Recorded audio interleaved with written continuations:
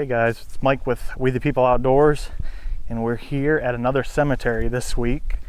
Another local cemetery, kind of a farm cemetery out in the middle of nowhere. Some interesting stories though on one of the young women who was buried here. So we'll get back to that a little bit later, but I'm going to show you guys around and take a look at this cemetery, and we're going to check out some of the headstones and see some of the history. So I'll bring you guys along.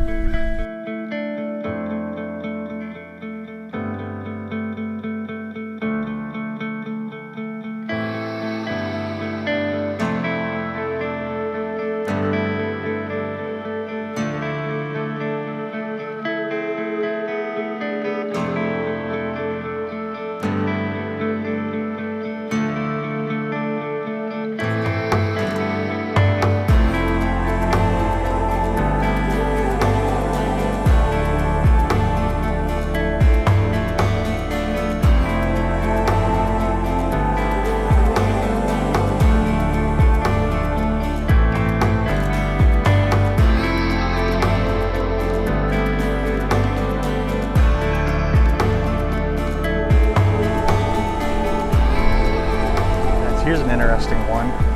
I can see by some of the plates down there that one of these was a Revolutionary War veteran. So you can see here, it's hard to make out, but it looks like possibly William Roberts died 1879, and I can't quite make out, maybe Ezra 1872 it looks like they died. But beautiful little stone up here, the urn on top. And over here we have Elizabeth, wife of Dwight Roberts, born July 16th, 1825, died July 10th, 1870.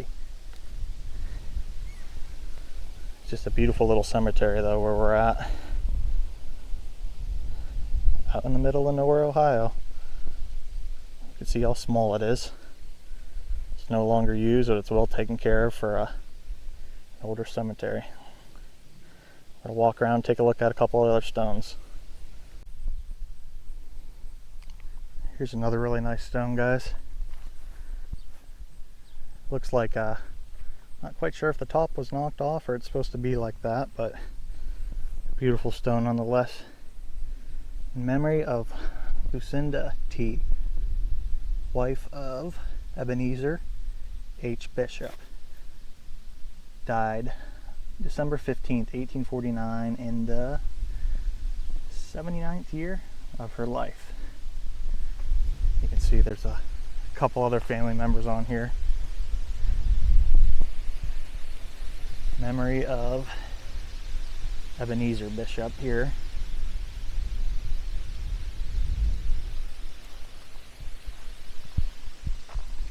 This one here is Joseph Addison, son of, looks like it's son of Ebenezer and the wife.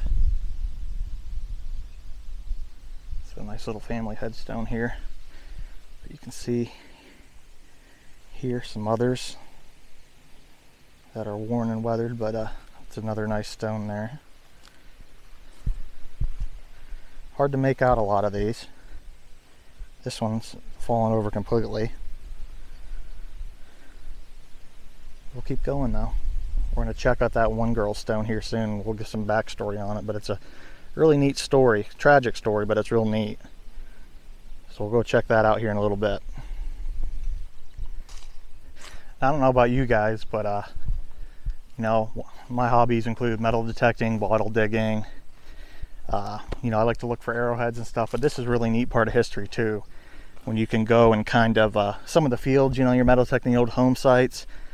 You know, you find out the culture and how these people lived, and just revisiting, you know, the resting place. It's real neat to see some of that history and read about, you know, some of the individuals and do some research on them. So it's kind of another hobby in itself. So it's really neat that, you know, these places are still around and taken care of, and just get to go explore and see some of the history and, you know, where these people are buried. So we'll keep looking, and we'll take a look at a couple other stones and maybe do some research on some of the individuals here.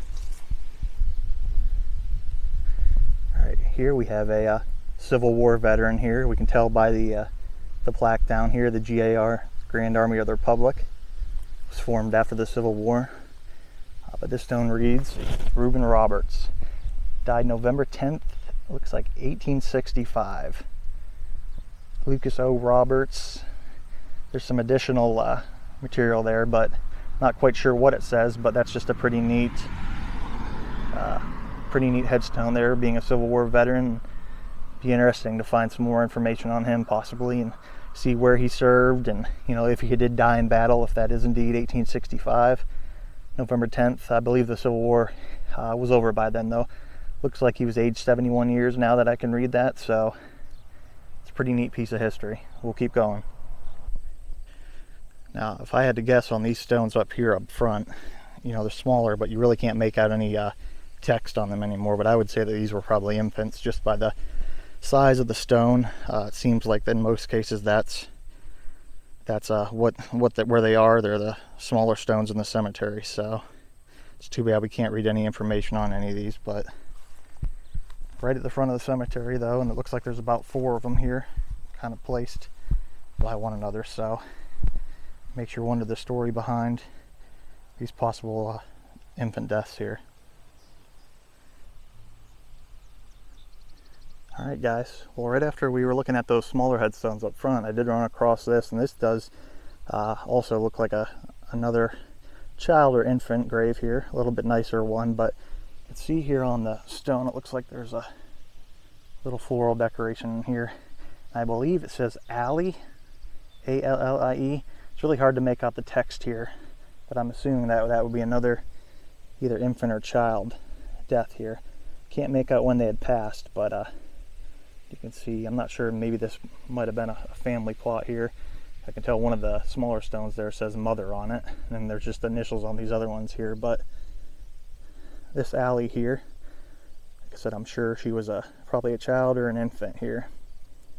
It's sad, but it's neat seeing the way they they remember their loved ones here with a nice little stone here. Keep going.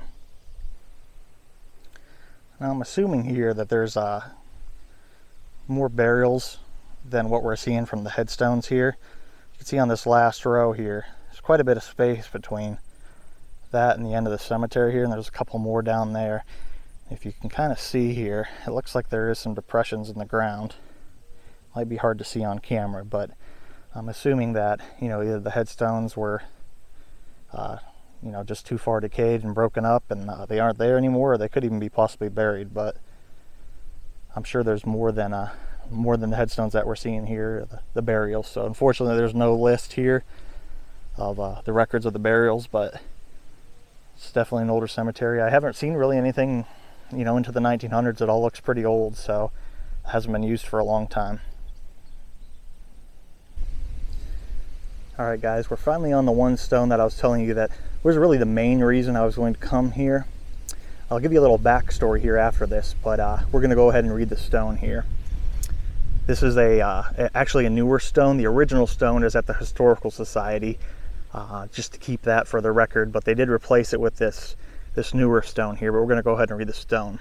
It says, in memory of the young, beautiful, and innocent Frances Maria Buel, who was butchered by her stepfather, Ira W. Gardner, August 8, 1832, in the 16th year of her age. And at the bottom it says, death chilled this fair fountain,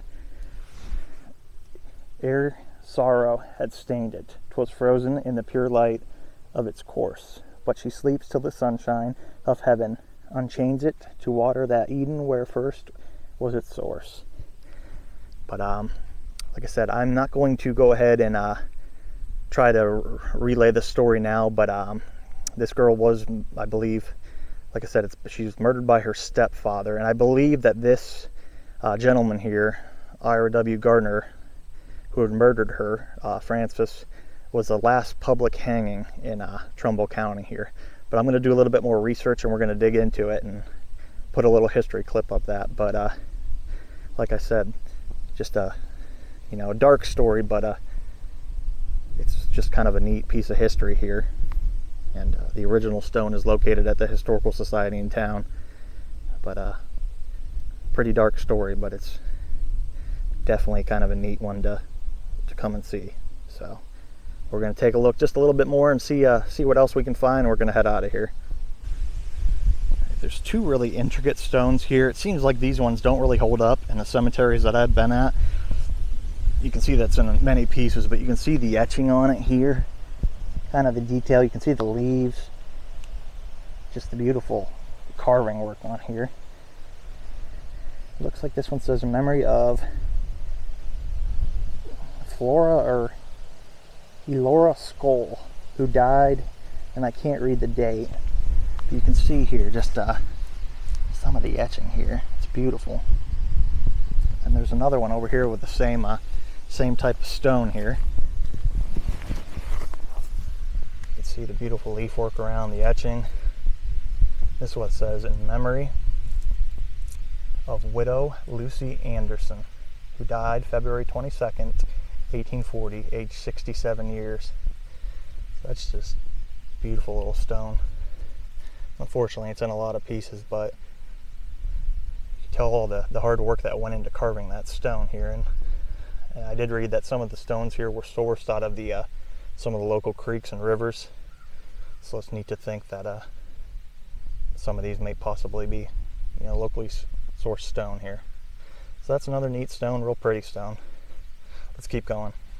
All right, guys, well, I think that's going to wrap it up here for a small cemetery we checked out today. A little bit older than the one previous, well, an older age range. I didn't see anything really up into the 1900s, but mainly just wanted to come out and check out that stone of the young girl that was murdered.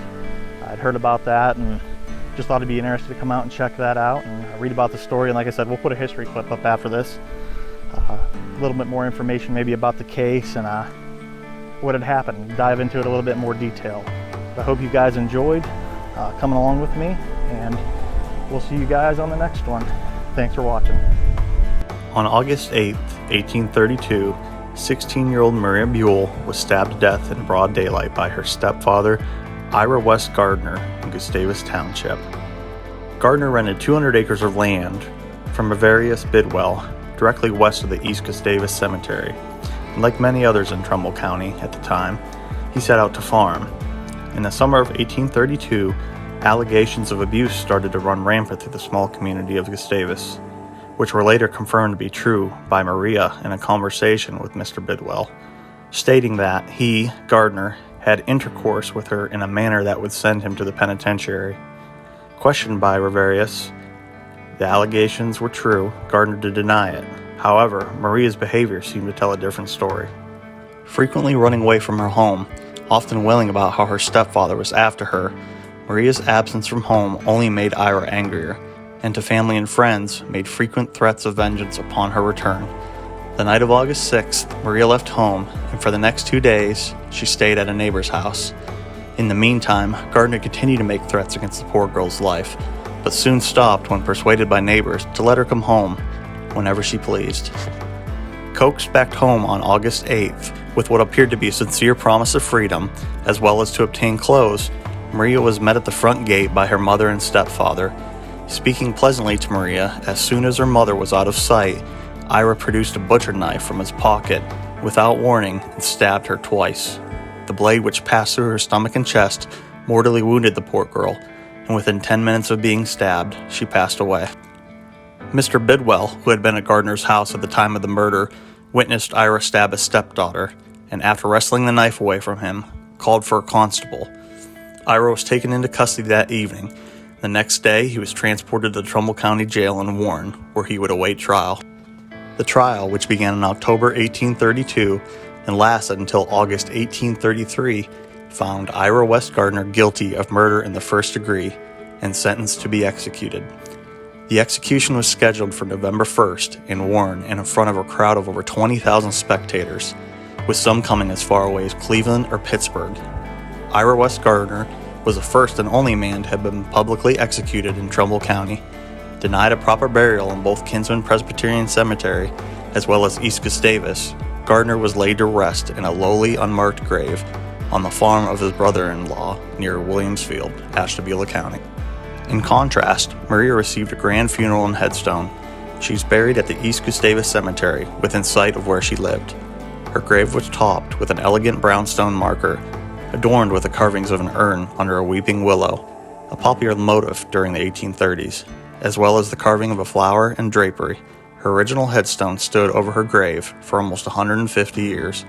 However, in the 1980s, it cracked and had to be replaced.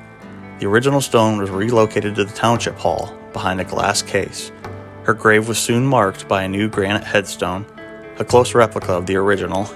Seeming to glisten in the sunlight, it was a beautiful tribute for a girl who met such a terrible demise.